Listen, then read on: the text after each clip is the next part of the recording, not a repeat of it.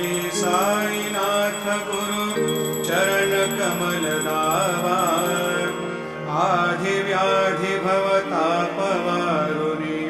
तारा जड जीवा गेली तुम्हा सोडून या भव तमरजनी विलया परिही अज्ञानासे तुमची भूलवियोग माया शक्ती न म्हायत किंचितही